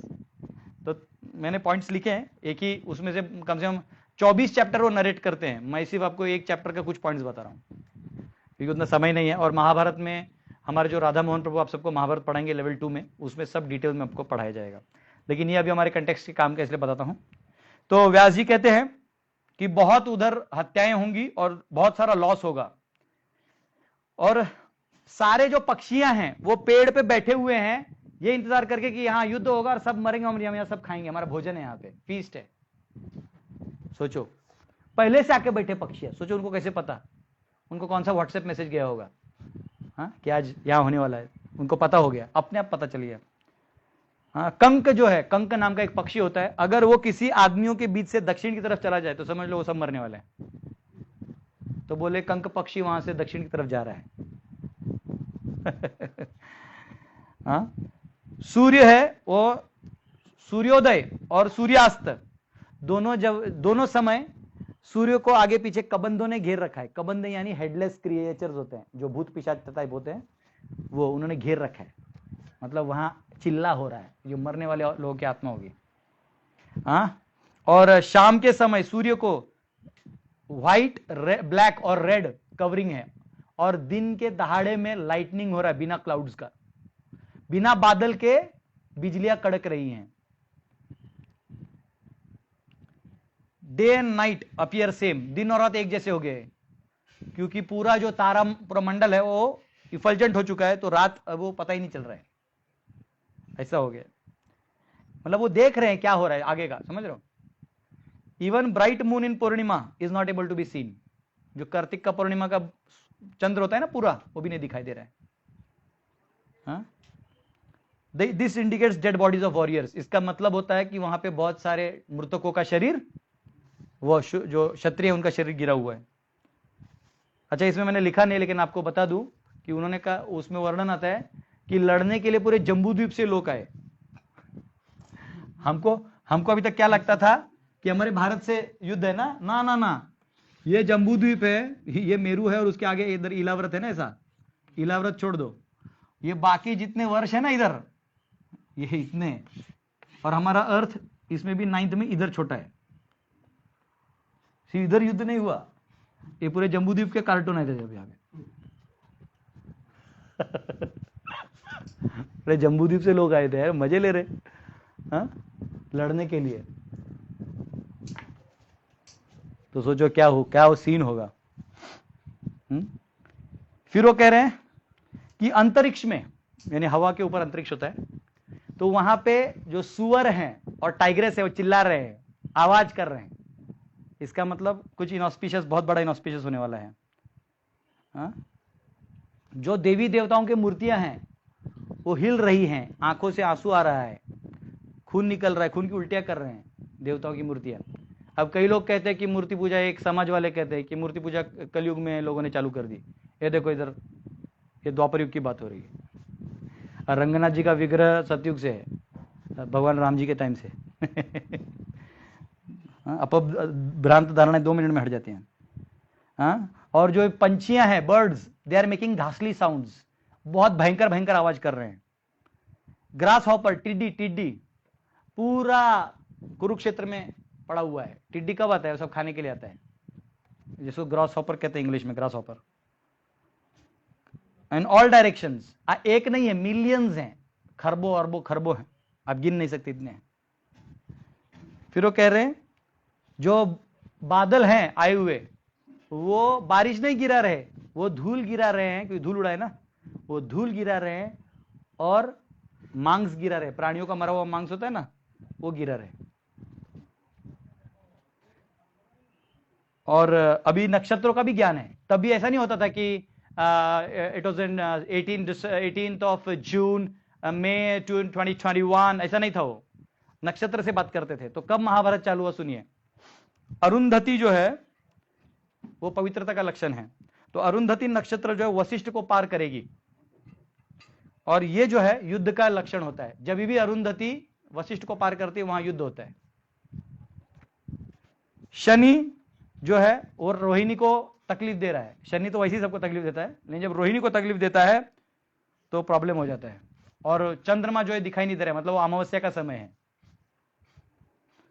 Thunder without clouds in sky, और जो देवताओं के जो वाहन है, जैसे भगवान के गरुड़ है ना, वैसे सभी देवताओं के अपने वाहन है ना, पंछी, वो सब रो रहे हैं, कोलाहल कर रहे हैं, रो रहे हैं। इतना देख के इतना हाल बुरा होगा। इतना बताने के बाद ऋतुराज बोलते हैं क्या कर सकते हैं फिर, तो बोले युद्ध रोक दो। उसको अंदर से था नहीं, भीष्म तो उसको अमर है, भीष्म को मृत्यु है नहीं। अब पांडव कितना भी करें तो भीष्म को नहीं मार सकते, द्रोण को नहीं मार सकते, तो ये अंदर में चालाक था, ऐसा ही बोल रहा है। तो पहले श्लोक में वो आएगा। आइए गीता खोलते हैं, अध्याय 1, अध्याय 1 श्लोक 1।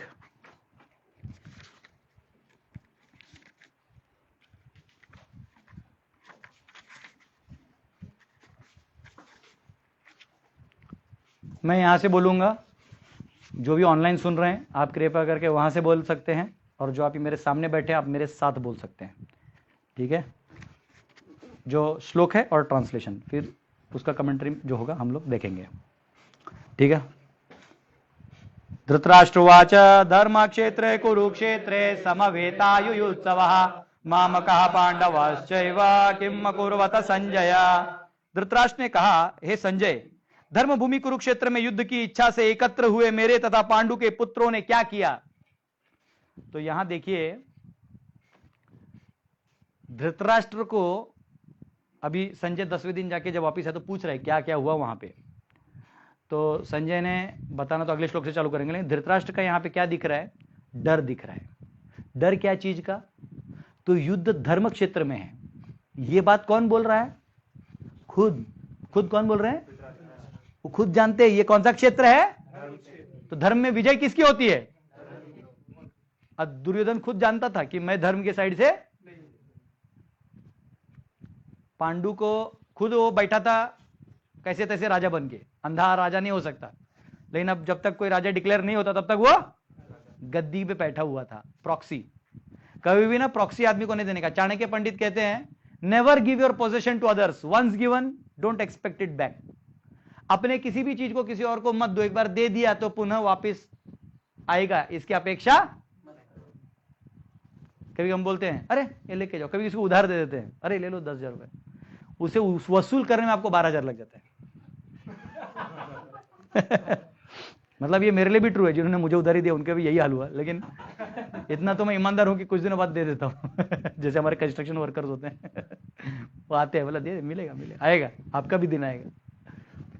तो अभी धृतराष्ट्र को एक बार वो गद्दी का गर्मी लग गया, आहा दिखने, लेकिन गर्मी अंदर से।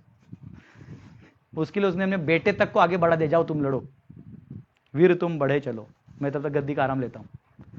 और धर्म क्षेत्रे कुरुक्षेत्रे, क्यों कुरुक्षेत्र कहा गया है? क्योंकि वहां पे कुरु के जो पूर्वज थे, इन्होंने वहां पे ऐसे ऐसे यज्ञ किए थे, कुरुक्षेत्रम देवयजनम, कि वो उधर देवताओं का यज्ञ होता है और देवताओं को प्रिय है, वहां जो भी करेगा तो देवता उसको फेवर करेंगे, देवता धर्म को वहां फेवर करते हैं। तो इसलिए अब धक धक किसको होने लगा? धक धक करने लगा, मेरे बच्चे मरने लगेंगे अभी, तो उसको धक धक होने लगा है। तो इसलिए वो पूछ रहा है कि क्या करना है बताइए, क्या हो रहा है बताइए। ये जो कुरुक्षेत्र देव यजनम वाला श्लोक है वो जबल उपनिषद मंत्र 1 में आता है, आप लिख सकते हैं, इसका बाद में भेज भी दूंगा। यदनु कुरुक्षेत्रम देवानाम देव यजनम सर्वेशाम भूतानाम ब्रह्म सदनम। वहां पे जो है जो आध्यात्मिक जीवन जीते हैं उनके लिए वो कुरुक्षेत्र जो है वो बहुत ही स्पेशल प्लेस माना जाता है। और यहाँ पे एक और उदाहरण आता है जिसमें वो कहते हैं कि जैसे प्रभुपाद जी उदाहरण देते हैं, ये उदाहरण लिखिएगा, एग्जाम में आ सकते हैं। तो वो एक उदाहरण देते हैं, वो बोलते हैं कि जैसे हम लोग खेत में जाते हैं ना, तो पैडी फील्ड होता है, तो कभी कभी कुछ ऐसे चीजें होते हैं अनवांटेड, उसको उखाड़ के हम लोग फेंक देते हैं। तो वैसे बोले ये जो युद्ध है इसमें तो पांडवों की विजय निश्चित है, क्योंकि उनके साइड से कौन है? भगवान स्वयं धर्म। और दूसरा क्या है? युधिष्ठिर खुद भी कौन था? धर्मराज का बेटा, यमराज जी का। तो तुम्हारा विजय कहां से होगा? तो इनको उखाड़ के फेंक दिया जाएगा। और यहां धृतराष्ट्र एक शब्द इस्तेमाल करते हैं, क्या इस्तेमाल करते हैं? वो कह रहे हैं मामकाहा। इस पहले श्लोक का एक महत्वपूर्ण शब्द है मामकाहा, यानी धृतराष्ट्र यहां पे आसक्ति दर्शा रहे हैं। तो युद्ध कब होता है? कहीं भी युद्ध या कलह कब होता है? हाँ? जहां भी तेरा मेरा, ये मेरा है ये तेरा है, वहां क्या होगा? टुकड़े हो जाएंगे। क्या हो जाएगा? टुकड़े, एक इधर एक इधर। फिर क्या होगा? इसमें भी वो बोलेगा ये तेरा ये मेरा, तो ये टुकड़े और टुकड़े होते जाएंगे, ये तेरा, तो टुकड़े टुकड़े टुकड़े टुकड़े। और यही ब्रिटिशर्स ने इंडिया के साथ किया है। तू बैकवर्ड कास्ट है, तू ब्राह्मण है, तू यादव है, हाँ तू राजपूत है। वो क्षत्रियो को भी एक नहीं रखा, उसे भी सरनेम से डिवाइड कर दिया। पहले सरनेम वरनेम कहां होता था? अभी देखो इसमें कहीं भी नहीं। अभी आगे श्लोक आएंगे ना, कुंती पुत्र देवकी नंदन, ऐसे बोलते हैं, मां के नाम से बेटे को पुकारते हैं। यहां पे बाप का नाम डाल के और फिर सरनेम भी, जात बताता है तुम्हारा, तो उनको आसान होता है मैनेजमेंट में, तोड़ो और तोड़ो। तो ये धृतराष्ट्र ने दिखा दिया कि अब क्या होने वाला है? ब्रेकअप होने वाला है, अब टेंशन बढ़ने वाला है। संजय उवाच साथ में दृष्ट्वा तु पांडवानीकं व्यूढ़ं दुर्योधनस्तदा आचार्यम उपसंगम्य राजा वचनम अब्रवीत। तो ये कह रहे हैं, संजय ने कहा, हे राजन, पांडुपुत्रों द्वारा सेना की व्यूह रचना देखकर राजा दुर्योधन अपने गुरु के पास गया और उसने ये शब्द कहे। यहां क्या हुआ? दुर्योधन किसके पास गया? अपने गुरु के पास गया। राजनीति देखिए, अब दुर्योधन कौन है? पक्का डुप्लीकेट आदमी है, ठीक है। वो उसको इनसिक्योर रहता है, जो ना दूसरों को इस्तेमाल करने में विश्वास करता है। जो असली लीडर होता है ना, वो इस्तेमाल करने में लगा होता है, सहयोग देने में लगा रहता है। ये इस्तेमाल, इसको कैसे इस्तेमाल करूं, इसको कैसे इस्तेमाल करूं मेरे स्वार्थ के लिए। युधिष्ठिर इस्तेमाल नहीं कर रहे थे। युधिष्ठिर तो संन्यास लेकर निकल गए थे। जब द्रौपदी का विवाह हुआ था अर्जुन के साथ, आपको मालूम होगा, जब अर्जुन ने वो बाण मारा और द्रौपदी को जीत लिया, और जब वो लेके गए पांचों और माँ को बोले, माँ देखो हम लोग क्या, हमने कुछ लाया है, तो माँ को इतना अलग ही मूड में थी। माँ ने बोले ठीक, पांचों में बांट लो। माँ को थोड़ी पता था कि पत्नी लेके आया है, अच्छा बांट ले तो अब धर्म संकट हो गया। तो अभी अगर इसको गलत करना है तो युधिष्ठिर और भीम को संन्यास लेना पड़ेगा। वो लोग बोलते हम लोग संन्यास लेंगे, तो व्यासदेव बोले नहीं, इसको वरदान है कि 5 पति होंगे इसके। और भगवान ने बोला, अरे तू संन्यास ले लेगा तो फिर ये युद्ध कौन करेगा, युधिष्ठिर, फिर दुर्योधन अपने आप राजा बन जाएगा ना। तो नहीं किया। भगवान बहुत स्मार्ट है, वो भी थोड़े धर्म में ही रास्ता निकाल लेते हैं। ये अच्छे मैनेजर की पहचान है। तो ये कह रहे, दृष्टवा तु पांडवानीकम व्यूढ़म दुर्योधन सदा आचार्यम उपसंगम्य। कि कहां चले गए वो, आचार्य के पास। आचार्य कौन है, द्रोणाचार्य। क्यों द्रोणाचार्य के पास गए, उनको एक्चुअली किसके पास जाना चाहिए था, भीष्म के पास। सबसे बड़े कौन है, लेकिन वो भीष्म के पास नहीं गए। क्यों, क्योंकि वहां भी कौन है, भीष्म के ही परपोते हैं ना। कैसे कर देंगे कुछ, तो जानते थे ये मारेंगे नहीं मारेंगे। और इनका थोड़ा ये क्या, अधर्मी था, और भीष्म धर्म थे, धर्मपरायण थे। तो अधर्म और धर्म का एक साथ जमता तो प्रॉब्लम था थोड़ा। अब लेकिन है तो मेरे लिए कुछ करेंगे, वचन दिया है तो करेंगे। तीसरा श्लोक लीजिए। पश्यैतां पाण्डुपुत्राणाम् आचार्य महतिं चमुं व्यूढ़ाम द्रुपद पुत्रेण तव शिष्येण धीमता। हे आचार्य, पांडुपुत्रों की विशाल सेना को देखें, जिसे आपके बुद्धिमान शिष्य द्रुपद के पुत्र ने इतने कौशल से व्यवस्थित किया है। अब क्या कह रहे हैं यहां पे, कि आपका शिष्य, बुद्धिमान शिष्य, किसका शिष्य, आपका बुद्धिमान शिष्य। पहली तो भीष्म की बेइज्जती कर दी। देखो ये लक्षण होते हैं हारने के, ठीक है। बड़ों का सम्मान न करना, उनको ऐसा उल्टी नजर से देखना, ये उधर ही हारने के चिन्ह है। तुम्हारी जिंदगी ऐसी झंडू बम हो गया। माता पिता का पाँव नहीं छूना, गुरुजनों को नहीं मानना, अनादर करना, तो वहीं आप खत्म हो जाते हो, वहीं हार जाते हो। उसके बाद आपका कुछ जीतना बचा नहीं है। कई लोग देखते हैं बूढ़े माँ बाप को इधर रख देते हैं, खुद यूएस में जाके मलाई खाते हैं, ऐसा उनको लगता है। अब बाद में वहां उनके बच्चे उनको छोड़ के चले जाते हैं, वो ऐसी फ्रस्ट्रेटेड जीते, ना माँ मिला ना बच्चा। तुम्हारे माँ का नहीं हुआ तो तुम्हारा बच्चा तुम्हारा कैसे होगा। देखो प्रभु जी हमारे बच्चे बात नहीं मानते, पहले तुम मानते हो क्या अपने माँ बाप का, वो देखो। वो मानोगे तो वो भी मानेगा, वो देख के सीखेगा ना। वो देखेगा मेरा माँ बाप हिमसिकल है तो मैं डबल हिमसिकल। हिमसिकल हो कमी थोड़ी है। तो प्रेसिडेंट अगर हिमसिकल है तो उसके डिसाइपल्स भी हिमसिकल बन जाएंगे उधर के। इसका बहुत डीप इंपोर्टेंट। तो यहां वो कह रहे हैं कि आपका शिष्य तव शिष्येण धीमता। धीमता का मतलब आपका शिष्य बुद्धिमान है। और कौन कौन से शिष्य की बात हो रही है, धृष्टद्युम्न, द्रुपद के पुत्र। द्रुपद था, और द्रुपद और द्रोण में ये दोनों भी दोस्त थे गुरुकुल में, और दोनों भी दोस्त थे। और द्रोणाचार्य ने एक बार बहुत थोड़ा घर में प्रॉब्लम था, ब्राह्मण थे, भारद्वाज के ही पुत्र थे ना द्रोणाचार्य, भारद्वाज नंदन भी कहते हैं।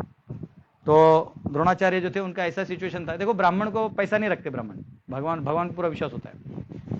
क्षत्रिय भी नहीं रखते, वो सेवा करते उसमें उनको मिलता है। और क्षत्रियों का काम होता है और वैश्यों का काम होता है ब्राह्मणों को देना।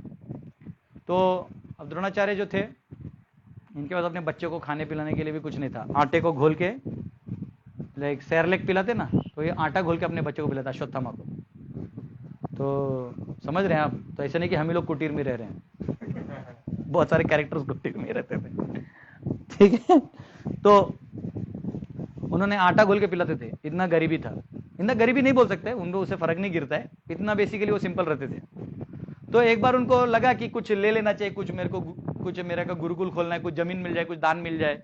तो दोस्त का याद आया द्रुपद का, जैसा हम लोग भी डोनर लोगों को कॉल करते, कुछ भेजिए, उसमें से एक दो भेजते, बाकी लोग तो सुना देते। तो द्रुपद ने क्या किया, द्रोण को उल्टे फुल्टे शब्द सुना दिए।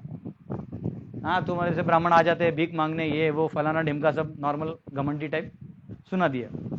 अब द्रोण जो है वो एकदम प्रिंसिपल्ड आदमी थे, वो बहुत गुस्सा हो गए, वो चले गए, एकदम आंख लाल हो गया। और तभी ये ऑलरेडी पांडवों को बाद में जब पढ़ाने लगे, और कौरव और पांडवों को, तो जब ये स्टोरी सुना तो दुर्योधन अपने गुरुजी को इंप्रेस करने के लिए बोल दिया, गुरुजी मैं अभी उसको बंदी बना के लाता हूं, ये पांचाल का जो द्रुपद है, कैसी हिम्मत हुई हमारे गुरुजी का ऐसा किया। उसका प्लान क्या था, ये दुर्योधन टिपिकल था, मैं इसके साथ ऐसा कर दूंगा ये मेरा हो जाएगा, इसके साथ ऐसा कर दूंगा ये मेरा हो जाएगा। कर्ण के साथ भी वही किया ना, उसको अंग देश का राजा बना दिया, वो उसका बिक गया। तो ये खरीद के रखने वाला आदमी है, डेमोक्रेसी वाला टाइम था उसका।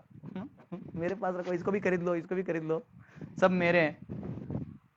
तो द्रोणाचार्य को वो उसने बताया दुर्योधन ने कि मैं जाऊंगा। दुर्योधन गया सेना लेके, अब मार खा के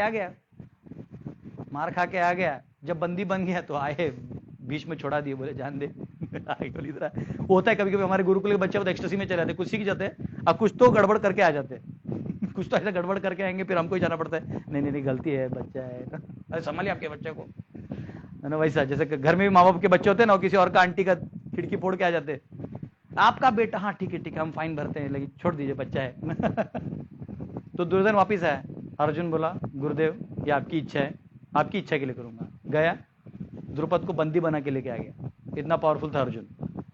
तब द्रुपद की इच्छा हुई कि अगर मेरी बेटी होगी तो इससे शादी करवाऊंगा, है ना। अरे किडनैप भी ससुर को ऐसा करोगे उसको लगे तुम्हें बेटी देना चाहिए। ये नहीं खिड़की से भागे, चलो गाड़ी रखाई करके, ऐसा करके उसको क्या लगेगा, जब तू ढंग से मेरे बेटी को लेके भी नहीं जा सकता तो खिलाएगा क्या उसको। तो ऐसा होना चाहिए। ये डेटा हमारे काम का नहीं है इधर ज्यादा, हम लोग इस जोन से बाहर है, लेकिन फिर भी। तो द्रुपद ने क्या किया, द्रुपद को बंदी बनाया, और द्रोणाचार्य ने ऐसे लात लिया, अब बोलते जा तुझे भीख में तेरा किंगडम वापस दे दिया। द्रुपद हार गया तो किंगडम द्रोण का हो गया ना, तो द्रोण ने ऐसे जा।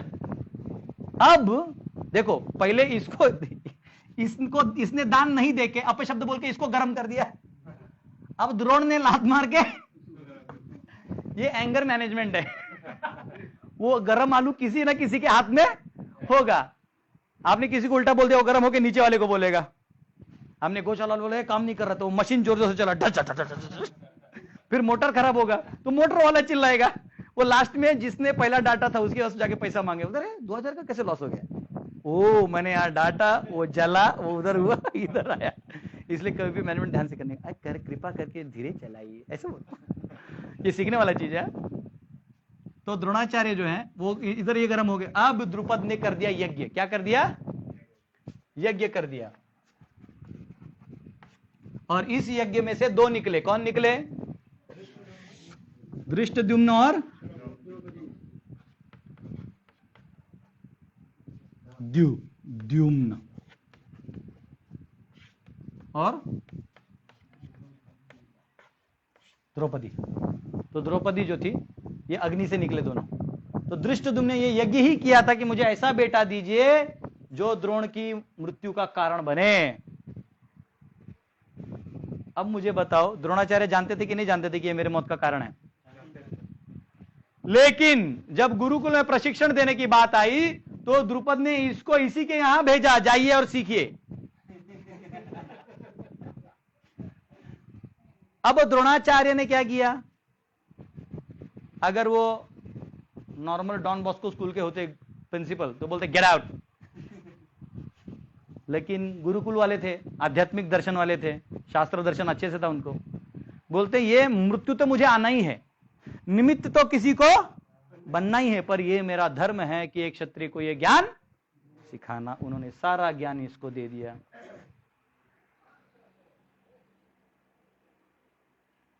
बोलिए, द्रोण ग्रेट थे कि नहीं थे?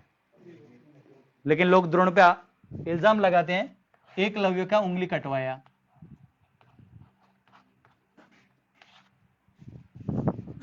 तो आप बोलिए द्रोण सही थे गलत थे? कैसे? देखो, एकलव्य जो है वो कैसे सीखा?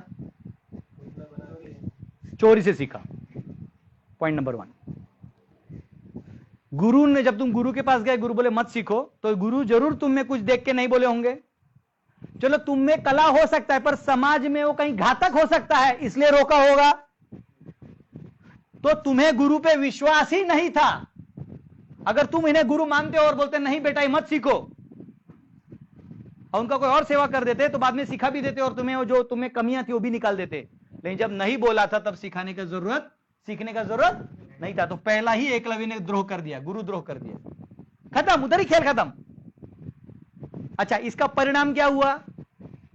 दूसरा प्रॉब्लम क्या था? ये इम्पर्सनल टेक्नोलॉजी था, ये वाया मीडियम से सीखा। आप गूगल में जाके कुछ सीखते ना, तो कभी कभी देखो लोग गूगल में सीखते कुछ, जैसे अभी मैं गीता पढ़ा रहा हूं, तो लोग गूगल में से कुछ ढूंढ के, हाँ प्रभु जी ये भी बताइए। अरे तेरे बाप का नौकर हूं, ये भी बताइए वो भी बताइए। जो बता रहा हूं वो तो समझो पहले। तो जब आप इम्पर्सनल टेक्नोलॉजी सब ले लेते हो और पर्सनल पे झाड़ने दिखाने जाते हो, तो कोई भी गुरु इंप्रेस होने वाला।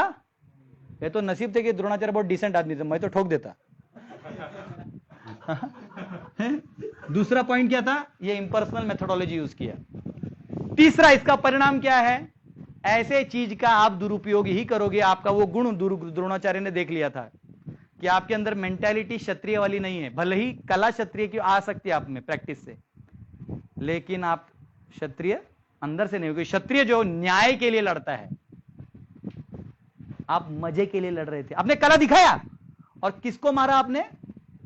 कुत्ते को बाण मारा कि उसको लगा भी नहीं, बोलते अरे मुंह तो अटक गए ना, ऐसा। अरे क्षत्रिय बाघ को मारता है। मराठाओं का बीच में क्या कहना होता है? मराठा का एक सेइंग है, हाँ, वाघाच्या जबड्यात घालून हात मोजती दात ती जात मराठ्याची। लोग गाड़ी पे लिखते उधर महाराष्ट्र में, द ग्रेट मराठा। वो तब करने का जब तुम बाघ के हाथ में मुंह फाड़ के उसका दांत गिन सकते हो, उसको मराठा कहते हैं। आजकल लोग वो मराठा बचे ही नहीं है, फिर वो क्षत्रिय टाइप कुछ बचे ही नहीं। लोग हाँ मैं मराठा, अरे भैया दो पांव पे खड़े हो जाओ भैया पहले। तो तीसरा था कि उन्होंने अपने कला का दुरुपयोग किया। तो अंगूठा काटना, फिर भी अंगूठा ही काटा है, कुछ ज्यादा थोड़ी काटा था। दुरुपयोग किया ना ज्ञान का। मतलब आपने किसी और गुरु के नॉलेज को लेके उसका बिना आशीर्वाद लिए अगर आप काम कर देते हो तो आप कृतघ्न हो। कृतघ्न, घ्न, ज्ञ नहीं, ज्ञ मतलब फेवरेबल, घ्न मतलब घातक। तो इसलिए अब दुर्योधन क्या कर रहे हैं इस श्लोक में? तव शिष्येण धीमता। देखो धृष्टद्युम्न कौन था? पांडवों का चीफ था, सेनापति। आर्मी का पूरा सजा धजा काम इसी ने किया था। सीखा कहां से था? लेकिन एक याद रखिए, गुरु गुरु होता और चेला। अब उसका हम ज्यादा एग्जांपल नहीं देंगे बॉलीवुड से, लेकिन ये है। तो धृष्टद्युम्न, अब दुर्योधन आके क्या बोल रहा है? इनको पिन मार रहा है। तव शिष्येण धीमता, बुद्धिमान शिष्य देखो तुम्हारा वहां क्या करके आ गया है। ये क्यों कर रहे हैं? ये दुर्योधन मूर्ख है, इतने अच्छा आदमी को खोजला रहा है, नहीं समझ मतलब उनको क्या जरूरत है भैया, छोड़ दो उसको, वो कर देंगे सब कुछ ठीक ठाक, लेकिन अंदर से। तो ये वाला श्लोक था।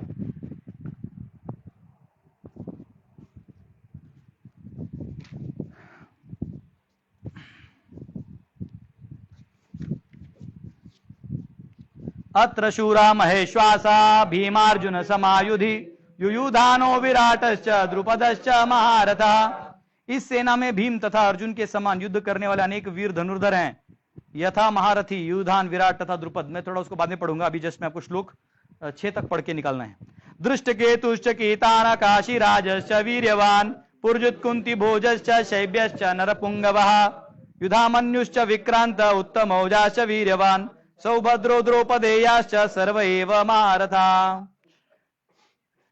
इस सेना में भी भीम तथा अर्जुन है। फिर इधर लिखा है इनके साथ ही दृष्टकेतु, चेकितान, काशीराज, पुरुजित, कुंती भोज तथा शैब्य जैसे महान शक्तिशाली योद्धा भी हैं।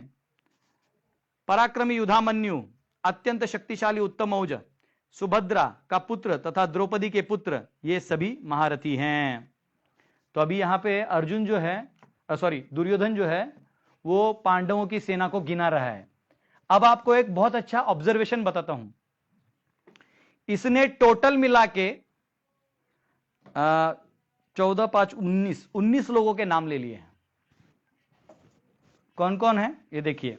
भीम का नाम लिया, अर्जुन, युयुधान यानी सात्यकी, विराट और द्रुपद, दृष्टकेतु, चेकितान, काशीराज जिनको वीर्य कहा गया, एकदम पावरफुल, करेजियस हैं, पुरुजित और कुंती भोज और शैब्य नरपुंगव यानी बेस्ट अमंग मेन कहा जाता है, युधामन्यु जिनको पावरफुल वैलियंट कहा गया है, उत्तमौज जो शूर हैं, और सुभद्रा का बेटा कौन है, अभिमन्यु। देखो जूनियर लोगों का नाम कैसे लिया जाता है, उसके मां के तरफ से लिया जाता है, सौभद्रा। हाँ, एक्चुअली अभिमान होना चाहिए कि मां के नाम से बच्चा जाना जाता है। आजकल की मां बच्चे को छोड़ के चली जाती है, एक मां अपने बच्चे को बना सकती है, याद रखो, इसलिए मां का नाम लगाया जाता है। सन्स ऑफ द्रौपदी के पुत्र कौन थे? द्रौपदी के 5 पुत्र, प्रतिविंध्य, श्रुतसेन, श्रुतकीर्ति, शतनिका, श्रुतकर्मा। इसमें नहीं है, मेरे परपोर्ट में मैं आपको भेज दूंगा। और आगे एक वर्ड आता है च यानी और भी बहुत सारे, घटोत्कच जैसे बेटे थे ना, और भी थे पांडवों के, तो वो। और ये सब 17 महारथी और 2 बड़े मेन योद्धा, ये सब मिला के 19 लोगों का नाम इसने इस साइड लिया है। ठीक है, तो अब ये एक याद रखो, इसने यहां 19 लिया और वहां बहुत कम नाम लेने वाला है। इससे पता चलता है वो डरा हुआ है। बात समझ रहे हो? उसको सामने वाले पार्टी के ज्यादा पावरफुल लोग दिख रहे हैं, वो डरा हुआ है, इसलिए इतने नाम ले लिए उसने। तो इसमें वर्णन आता है महाभारत में कि महारथ किसको कहते हैं। महारथी वो है जो एक साथ 10,000 लोगों से, आर्चर्स, एक साथ 10,000 आर्चर के साथ लड़ सकता है। आर्चर यानी जो धनुष्य वाले होते हैं, और वो शास्त्रों और शस्त्रों में निपुण होता है। अतिरथ उसको कहते हैं जो असंख्य योद्धाओं से एक साथ लड़ सकता है। रथी उसको कहते हैं जो एक रथ वाले के साथ लड़ सकता है। अर्धरथी उसको कहते हैं जो आधे से भी नहीं लड़ सकता। तो गाली देना तो बोलते हैं तो अर्धरथी। ठीक है, 7वां श्लोक लीजिए। अस्माकं तु शिष्टा ये तान्नि बोधा द्विजोत्तमा नायका मम सैन्यस्य संज्ञार्थं तान् ब्रवीमिते। किंतु हे ब्राह्मण श्रेष्ठ, आपकी सूचना के लिए मैं अपनी सेना के उन नायकों के विषय में बताना चाहूंगा जो मेरी सेना को संचालित करने में विशेष रूप से निपुण हैं। ठीक है, वो कह रहे हैं मैं आपको मेरे उससे बताऊंगा जो निपुण है। अब सुनिए मेरे में कौन कौन है। भवान भीष्मश्च कर्णश्च कृपश्च समितिंजयः अश्वत्थामा विकर्णश्च सौमदत्तिस्तथैव च। मेरी सेना में स्वयं आप, भीष्म, कर्ण, कृपाचार्य, अश्वत्थामा, विकर्ण तथा सोमदत्त का पुत्र भूरिश्रवा आदि हैं जो बुद्ध युद्ध में सदैव विजयी रहे हैं। अब यहां देखो, सबसे बड़ा पॉलिटिक्स खेला है दुर्योधन ने। क्या किया है? उन्होंने पहले शब्द में बोल दिया मेरे कैंप में कौन कौन है। भवान यानी आप। तो उन्होंने भवान बोल के द्रोणाचार्य को पहला नंबर दे दिया। और दूसरा नाम किसका लिया? लेना कैसे चाहिए था? भीष्म का पहला, और इससे उन्होंने इनडायरेक्टली इंडिकेट कर दिया कि आप बहुत इंपॉर्टेंट है मेरे लिए। तो डिप्लोमेट लोगों का प्रॉब्लम क्या होता है, वो इसके पास जाएंगे तो इसका गुणगान गाएंगे, भीष्म के पास जाएंगे तो भीष्म का गुणगान गाएंगे। उनको रहता है कि एक्चुअली मैं आप सबको नहीं मानता, मैं ही हूं। यह दुष्ट व्यक्ति का पहचान है। ठीक है, तो इनके इसमें आगे कौन कौन देखिए। पहले आगे द्रोण, भीष्म, कर्ण, कृपाचार्य। कृपा जो है, कृपाचार्य जो है एक्चुअली द्रोणाचार्य की एक बहन थी कृपी, जुड़वा बहन, उससे शादी किया था कृपाचार्य। अश्वत्थामा द्रोणाचार्य के बेटे। विकर्ण अभी इधर विकर्ण का नाम लिया है, ठीक है। अभी दुर्योधन के नीचे दुशासन है, उसके नीचे विकर्ण है और फिर बाकी लोग हैं, बराबर, मतलब है सब। विकर्ण का नाम लेने की क्या जरूरत है? 100 भाइयों में से विकर्ण का नाम क्यों लिया? देखो क्या पॉलिटिक्स है, बोलो। इसने प्रतिकार किया था सभा में। जोरदार ताली दो इनके लिए। जब द्रौपदी का वस्त्रहरण हो रहा था तो विकर्ण ने मना कर दिया था, बोले गलत है, या अन्याय हो रहा है, लेकिन कर्ण ने उसको दबा दिया। अब हमें लगता है कि विकर्ण बहुत अच्छा आदमी था, है ना, लेकिन विकर्ण डबल स्टैंडर्ड्स का आदमी था। तो मध्वाचार्य जो है वो बोलते हैं कि अगर विकर्ण इस साइड का था तो वहां क्यों गया था लड़ने? क्योंकि युयुत्सु जो था, जो एक दासी से पैदा हुआ था, धृतराष्ट्र को एक दासी से पैदा हुआ था, वो धर्म की साइड से चला गया था, वो कौरवों की साइड से लड़ा था और पांडवों की साइड से लड़ा था। तो अगर ये जो विकर्ण है अगर अच्छा आदमी होता तो वहां क्यों गया? तो वो डरपोक टाइप था, और इसलिए मध्वाचार्य उसको सपोर्ट नहीं करते। मध्वाचार्य जो कमेंट्री में लिखते हैं तो उसको सपोर्ट नहीं करते। तो विकर्ण जो है, लेकिन इसका नाम इसलिए लिया है कि देखो वो जो विकर्ण वहां चिल्लाए थे ना, अपोज किया था, वो भी आज हम लोग सही हैं, ऐसा है। फिर विकर्ण, फिर भूरिश्रवा, सोमदत्त का बेटा। तो सभा पर्व में, द्यूत पर्व में 68वें अध्याय के 11 से 26 में विकर्ण का डायलॉग्स आते हैं। बोलिए बोलिए बोलिए, जल्दी बोलिए। हाँ, अच्छा, हरे कृष्ण। तो और फिर आता है अन्ये च बहवः शूरा मदर्थे त्यक्त जीविता ज्ञान शास्त्र प्रहरणाः सर्वे युद्ध विशारदाः। ऐसे अन्य अनेक वीर भी हैं जो मेरे लिए अपना जीवन त्याग करने के लिए उद्यत हैं। वे विविध प्रकार के हथियारों से सुसज्जित हैं और युद्ध विद्या में निपुण हैं। तो वो क्या कह रहे हैं कि मेरे लिए मरने के लिए सब तैयार है, मतलब ये लोग मरने ही वो पहले ही क्लियर हो गए, सब मरने ही वाले हैं और ये लोग मेरे पास ये मरने के लिए तैयार हैं।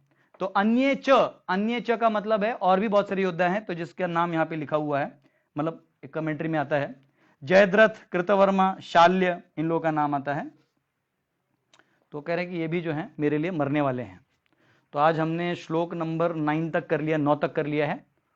आप लोगों को कुछ क्वेश्चंस होंगे तो आप प्लीज लिखिए। अभी हमको और थोड़ा डिप्लोमेसी दुर्योधन का देखना है, और हमारे शेड्यूल के हिसाब से तो कल तक हमारा पूरा अध्याय खत्म हो जाना चाहिए। करेंगे, कुछ ना कुछ तो करेंगे इसका, ठीक है। आप लोग पढ़ के आइए पहले से, तो उससे आपको आराम होगा, समझने में भी आसानी होगा। हरे कृष्णा। श्रील प्रभुपाद की जय।